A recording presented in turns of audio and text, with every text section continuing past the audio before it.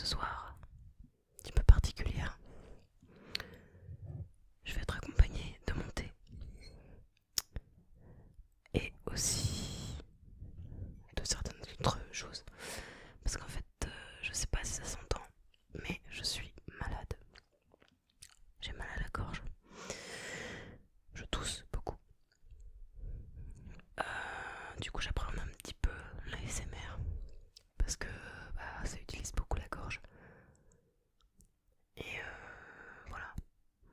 J'espère que ça va pas trop me faire de mal et que je pourrai vous faire quand même une vidéo de qualité au bout du compte.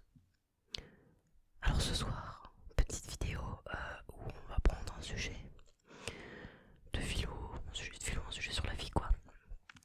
Parce que j'ai envie de vous parler ce soir, j'ai envie qu'on parle, qu'on s'exprime et je sais pas, qu'on réfléchisse ensemble, voilà. Donc bien évidemment, tout commentaire ou voilà, critique constructive est bonne à prendre. Et bah écoutez, j'enlève ma capuche, je refais ma coiffure et on est parti.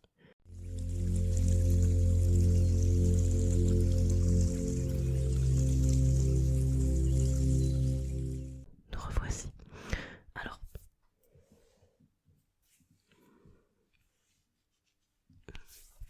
Alors, clairement, pour prendre un sujet, je vous avoue que je me suis pas cassé la tête. J'ai été sur Google et j'ai tapé sujet débat philosophie. Voilà. Du coup, il y a différents sujets. Donc, il y a 4 grandes thématiques. 1, 2, 3, 4. Non, 5, pardon. J'ai voulu aller trop vite. Il y a 5 grandes thématiques. L'amour, la psychologie, la métaphysique, les systèmes de croyance et moralité et éthique. Alors très clairement, je vais faire au hasard, voilà, je scroll, en bas, en bas, en haut. Il y a des questions qui sont trop fermées. Par exemple, de quoi avez-vous le plus peur? Je suis tombée sur ça. Le problème c'est que si je parle de mes peurs, de ma ou mes peurs, bah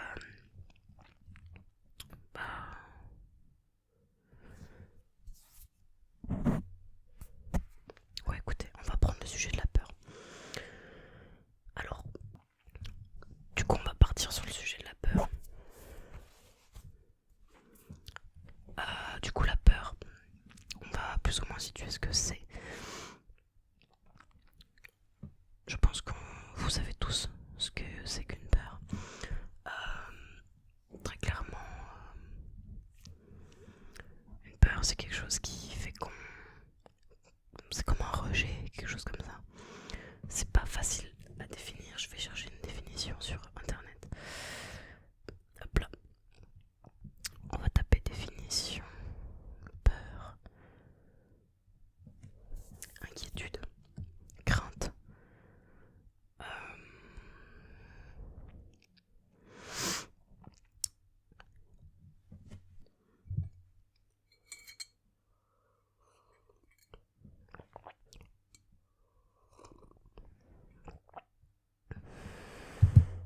J'ai un vieux truc accroché à ma tasse là, qu'est-ce que c'est que ça?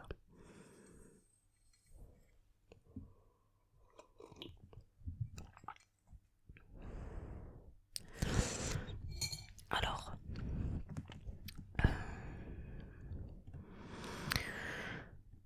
c'est pas vraiment des définitions tout ça. Voilà, c'est bon, j'ai une définition. La peur, c'est une émotion qui accompagne la prise de conscience d'un danger ou d'une menace.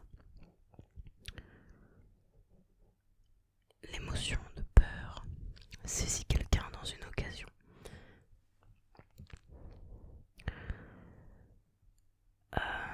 La peur, c'est en fait un événement, enfin un phénomène de fuite que ton corps, enfin ton cerveau t'en renvoie. Et en gros, les signes physiologiques, donc sur ton corps, par exemple le fait de trembler,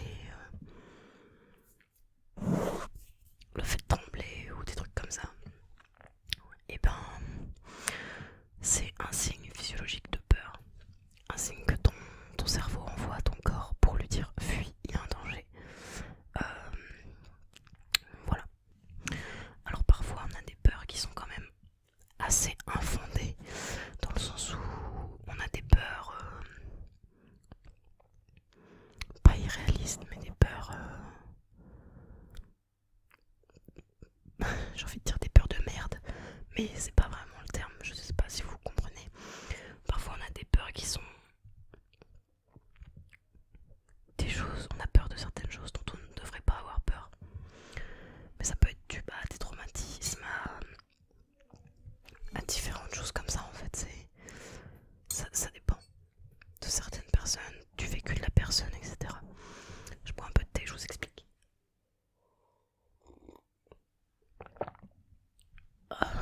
Ça fait trop du bien. Petit conseil, si vous avez mal à la gorge, j'ouvre une parenthèse, faites-vous du thé noir.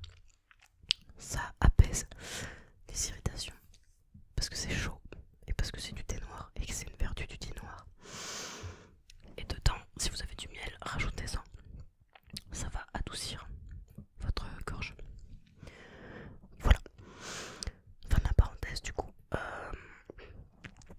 Qu'est-ce que j'entends par peur infondée dans ma vie? Si je ne dis pas de bêtises, je pense que j'ai 2 grandes phobies. Des phobies que j'ai depuis toute petite. Il y en a une dont je connais le traumatisme. Et il y en a une qui, je pense, m'a été transmise. Parce que certaines phobies peuvent être génétiques, pardon. Ça fait partie de la ligne de vie. Pour là, je rentre dans des termes un peu spécifiques. La ligne de vie, c'est... on y croit pas. Hein. Mais c'est un peu le destin. Pas le destin, mais... ta vie. Avant que tu naisses. Donc les antécédents. Oui, c'est ça, les antécédents. Donc, j'ai l'impression de dire une bêtise.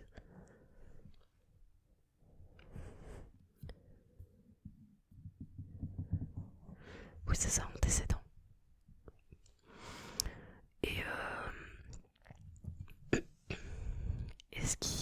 Donc du coup, c'est ce qui concerne ta vie avant que tu naisses. Avant même que tu sois évoqué. Par exemple, avant même que tes parents pensent à faire un bébé, par exemple. Donc à te concevoir. Et du coup, ta ligne de vie, elle va de très tôt à très très très très loin. Et clairement, je ne sais pas si ça s'arrête. Parce que tu la transmets normalement. C'est un truc de famille que tu transmets.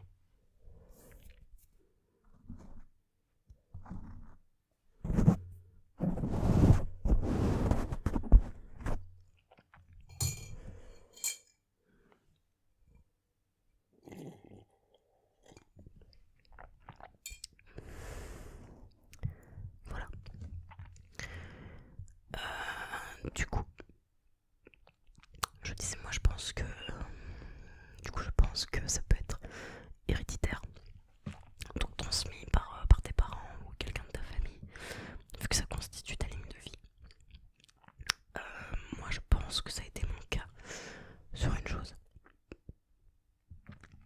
Donc comme je vous le disais, je pense avoir 2 phobies dans ma vie. 2. Après il y a des peurs, des craintes, hein, ça tout le monde en a, il n'y a pas de souci.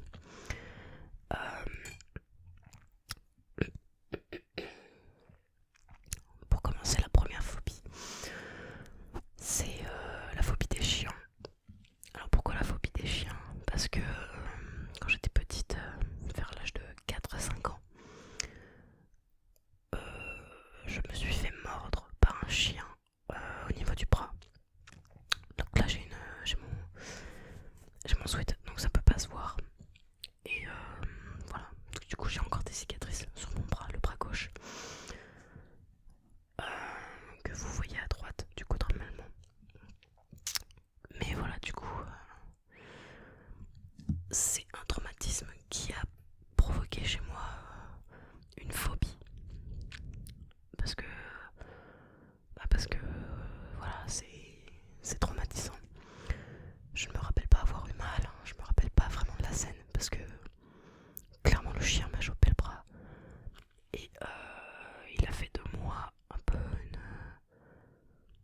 de chiffon quoi, ils s'en foutaient, il m'a balancé dans tous les sens, tout le temps en m'ayant dans sa gueule.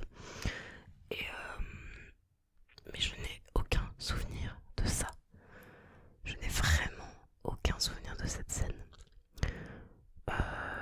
Les seuls souvenirs que j'ai, c'est juste avant ça, juste avant l'instant T, où j'étais en train de lui lancer une balle de tennis, où je lui lançais juste voilà, une balle de tennis pour jouer avec lui, parce qu'on allait aller à la fête de la musique avec un ami, donc le propriétaire de ce chien. Et du coup, je me souviens de ça. Je me souviens pas du moment où il m'a attrapé le bras. Je me souviens pas avoir eu mal. Je me souviens juste comme si je me réveillais. En gros, comme si je me réveillais de... Je sais pas. Franchement, c'est incompréhensible. Parce que je me souviens juste d'avoir... me réveillé en gros dans la voiture. Mon père qui roulait direction l'hôpital, évidemment. Et ma mère qui pleurait parce que ça a dû être traumatisant. Parce qu'ils ont tout vu, ils étaient là, mes parents, ils étaient dehors avec moi, ils ont tout vu, donc voilà. Et mon frère qui lui avait, du coup, si j'avais 4-5 ans, il avait 6-7 ans. Lui, il était mort de rire. Ok. Et bah clairement, moi je me tenais le bras et je voyais ce qui se passait en fait. Je regardais mon bras, j'étais un peu sonné, un peu... Bah il m'avait tapé la tête contre le sol hein, quand même. Donc voilà, je précise que la race du chien c'était un labrador. Petite précision, voilà, pas forcément utile. Mais du coup bah voilà, de ce traumatisme est née ma phobie pour les chiens. Maintenant quand je vois un chien, maintenant ça va mieux, parce que ça fait quand même 15 ans. Ouais, ça fait... Putain, je me rends compte qu'en fait, bah, je suis à l'aube de mes 23 ans là, et que bah, ça fait plus que 15 ans en fait. ça fera bientôt 20 ans. Dans quelques années, dans 2 ans, ça fera 20 ans. Donc c'est... Voilà. C'est impressionnant, le temps passe vite. Profitez de la vie quoi. C'est un conseil. Et du coup voilà, ça en découle un traumatisme. Et du coup, cette phobie.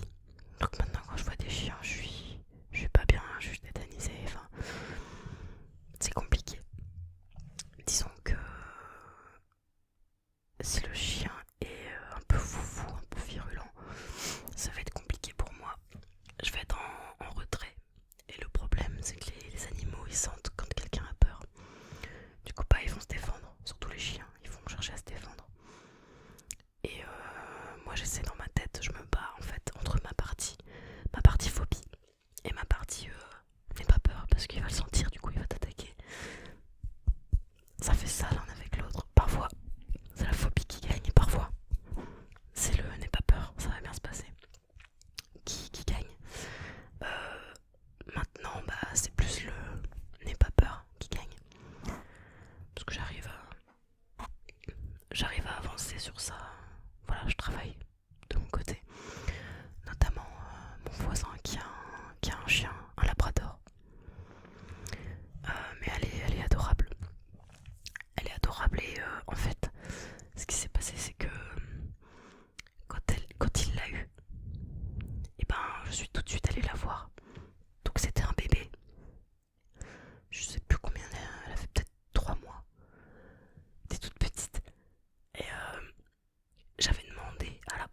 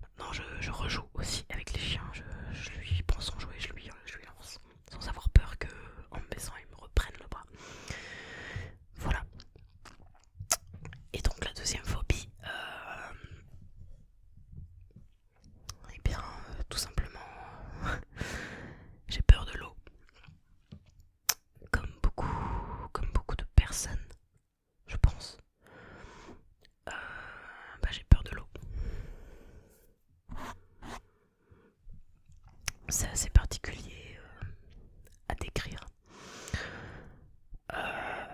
Je pense que j'ai toujours eu cette peur, cette phobie. Je saurais pas l'expliquer. Après, il y a des facteurs qui ont fait que j'ai eu encore plus peur. Notamment quand on allait à la piscine, mon frère il s'amusait à faire le requin, entre guillemets. Ça, c'est ma phobie. L'eau et les requins. Je peux me mettre à chialer rien qu'à voir une image là de. Je redirai pas le mot parce que. Mais voilà, c'est horrible et parce que j'ai vu Les Dents de la Mer trop jeune aussi, je pense. Et ça, c'est à partir de ce moment-là où. Ouais, non, stop. Là, il y avait déjà la phobie de l'eau, ça a rajouté la phobie des requins, donc voilà. Et ensuite, bah. J'ai essayé de travailler sur ça aussi. Quand j'étais petite, j'ai appris à nager. J'avais une prof et des cours particuliers pour apprendre à nager parce que j'avais besoin de ça, d'être rassurée, etc.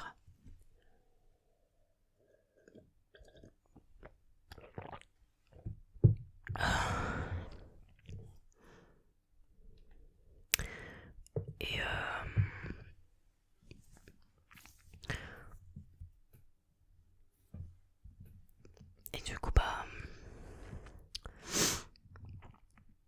en apprenant à nager, j'ai pris confiance en moi. Mais c'était pas suffisant. J'avais toujours un peu peur. Donc je m'étais arrêtée là en fait. Enfin voilà. Après, mon frère, lui, il a fait de la natation en club. Et du coup, je me suis dit, bah, pourquoi pas faire comme lui. Donc j'ai dû faire 2-3 ans de natation. Ouais, quelque chose comme ça. Voilà, et j'avais kiffé. J'avais plus peur du tout parce qu'on était beaucoup dans le bassin, on était beaucoup dans la piscine. On nageait ensemble, on était surveillés, il n'y avait pas de soucis. J'ai fait beaucoup de compétitions aussi, de natation. Et clairement, bah, on s'en sortait très très bien avec mon frère. On a eu beaucoup de podiums. On a fait pas mal d'or et d'argent sans vouloir voilà. Et c'est grave cool. Enfin, en y repensant, c'est. Oh. Après, il y a eu des fois où on n'a rien eu, évidemment. Mais il y a des courses sur lesquelles on était bon. Et voilà. Ensuite, mon frère il s'est mis à faire de la natation, mais aussi de la plongée. Et moi, j'ai continué la natation. Puis lui, il a arrêté la natation, mais continué la plongée. J'ai continué la natation. Et ensuite, bah, j'ai arrêté la natation et on s'est inscrit à la plongée. Mon frère, ma mère et moi. Donc on faisait tous les trois de la plongée. Là, j'étais déjà un peu plus. Je crois que j'étais fin collège. Ça doit être ça, fin collège. Ouais, un truc comme ça. Donc bah voilà. Fin collège, début lycée. Et la plongée, bah les entraînements, on avait tous les vendredis soirs, on avait plongé. Donc on allait à la piscine et ils nous faisaient des entraînements d'apnée. Ils nous faisaient parfois on avait des cours théoriques pour passer les niveaux. Donc moi je suis niveau 1 de plongée, c'est le premier niveau. Voilà. On a fait les cours pour passer le niveau 2. Moi je me suis arrêtée là parce que c'était de la théorie et j'avais pas forcément envie de passer le niveau 2.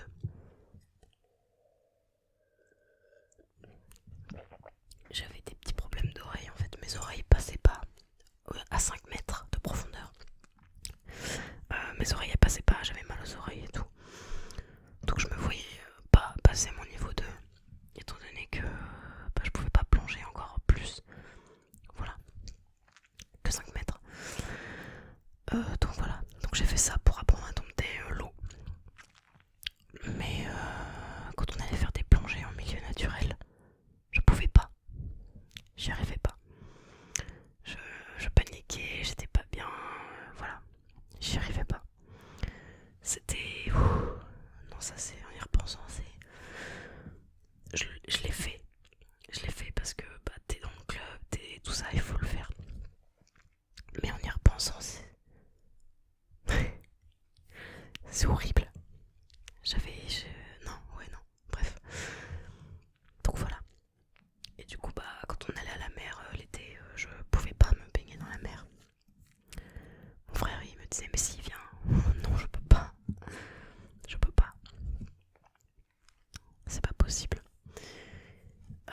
Sauf dans la Méditerranée, ça, y a pas de souci, parce que déjà, y a pas de rouleau, y a pas de, ouais, des rouleaux. Déjà, ça m'aide à me calmer. Mais il y a toujours le stress, l'appréhension, parce que bah, j'ai peur qu'il y ait des requins, quoi. Donc bref, voilà. Donc j'ai beaucoup en fait parlé de mes peurs. Donc si on peut faire, on pourra faire d'autres épisodes sur d'autres sujets évidemment. Partage tes peurs en commentaire si tu le souhaites.